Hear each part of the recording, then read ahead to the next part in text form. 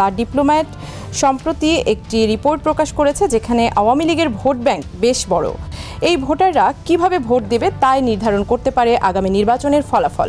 আপনি মাঠের পরিস্থিতি কী রকম দেখছেন? যারা বিগত সময়ে আওয়ামী লীগের রাজনীতির সাথে যুক্ত ছিল, হামলা মামলা গুম খুনের সাথে যুক্ত ছিল, তারা কিন্তু কেউ দেশে নাই, তারা কিন্তু দেশ ছেড়ে পালাইতে হয়েছে। এবং এরা কিন্তু ভোট দিতে যাবে না। ভোট দিবে কারা? যারা নীরব সমর্থক ছিল আওয়ামী লীগের।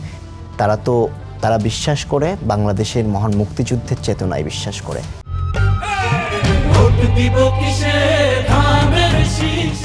তারা বিশ্বাস করে বাংলাদেশে যে একটা মুক্তিযুদ্ধ হয়েছে, সেখানে বাংলাদেশের মানুষজন যার মাধ্যমে আমরা আমাদের দেশকে পেয়েছি, আমাদের যে লক্ষ লক্ষ আমাদের শহীদের রক্তের বিনিময়ে, হাজার হাজার লক্ষ লক্ষ মা বোনদের সম্ভ্রমের বিনিময়ে আমি বিশ্বাস করি তারা এই যে মুক্তিযুদ্ধের পক্ষের শক্তি এবং আমাদের ২৪-এর যে গণ অভ্যুত্থান, আমি বিশ্বাস করি যারা আওয়ামী লীগের নীরব সমর্থক ছিল তারাও ২৪-এর গণহত্যাকে কোনোভাবেই সমর্থন করে না।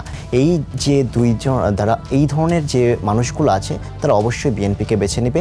আর কিছু ছিল যারা আওয়ামী লীগের ভিতর ঢুকে জামাতের পারপাস সার্ভ করেছে এবং তারা আওয়ামী লীগের সাথে থেকে অত্যাচার নির্যাতন চালিয়েছে, এরকম জামাতের কিছু সমর্থক আছে যারা জামাতের দিকেই ভোটটি দিবে। অর্থাৎ এখানে আমি বলবো না যে একচ্ছত্রভাবে ভোট বিএনপি পাবে বা জামাত পাবে।